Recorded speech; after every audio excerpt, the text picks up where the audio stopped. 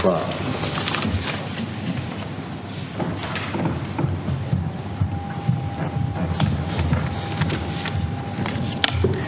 Thank you, Mr. Speaker.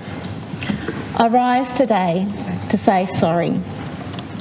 To say to the victim survivors of child sexual abuse, I believe you. It took a lot of courage for those to come forward to tell their stories of abuse. And Mr. Speaker, I acknowledge the bravery of people who couldn't come forward, as dealing with the consequences of child sexual abuse every day requires bravery, every single day, whether they shared their stories or not. If there is one thing we must acknowledge, is that children must be believed. As the Royal Commission into Institutional Responses to Child Sexual Abuse concluded, there are many barriers to children disclosing abuse, including being disbelieved or even punished as a result of disclosure. Adults need to be educated in recognising and responding appropriately to behavioural signs or a disclosure of abuse. But, Mr. Speaker, this did not happen in Tasmania. Every child has the right to a childhood, the right to safety, the right to protection. These are fundamental rights, something every parent would want their children to have. That's not just me saying so. It's enshrined in the United Nations Convention on the Rights of the Child. Somehow, we here in Tasmania allowed horrific atrocities to occur to children that were entrusted to our care. We failed them. We failed their families. We failed the Tasmanian community. Little Tassie, one of the safest places in the world, we tell ourselves and others. But a blind eye was turned to the unspeakable horrors right here in our institutions. For the victim survivors, Safe Tassie is a cruel veneer.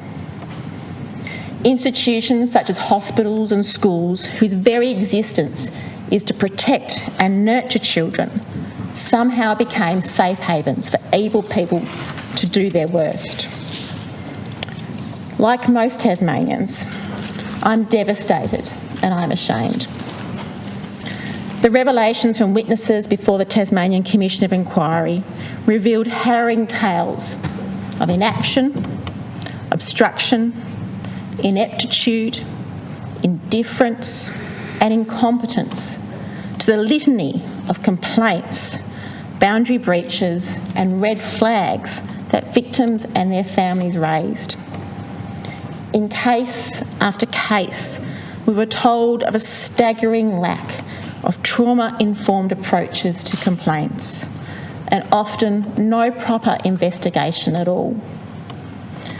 And Mr. Speaker, when attempts were made by victims, their families or staff to report concerns, there were disastrous failures within government systems, record keeping and training procedures, and a very clear lack of support for victim survivors, families and whistleblowers. Overall, a common experience from victim survivors and their families is that they felt ignored. There's a persistent theme of being put off, sidelined, or the abuse minimised. To the parents and families of the children who have been abused, I am so sorry. I cannot begin to imagine your anguish. You have carried the burden of your child's experiences and made heartfelt and often very difficult submissions to the inquiry, which we are so very grateful for. I am so very sorry that your children's lives have been shattered and terribly lives lost and family relationships broken. To the victim survivors of child sexual abuse, I am deeply sorry. I am sorry that the state failed to protect you and believe you. I promise I will listen and I will learn so that you receive the support you need and deserve, and so that no other child should have to suffer as you have. I commend the motion to the House, Mr Speaker. Thank you.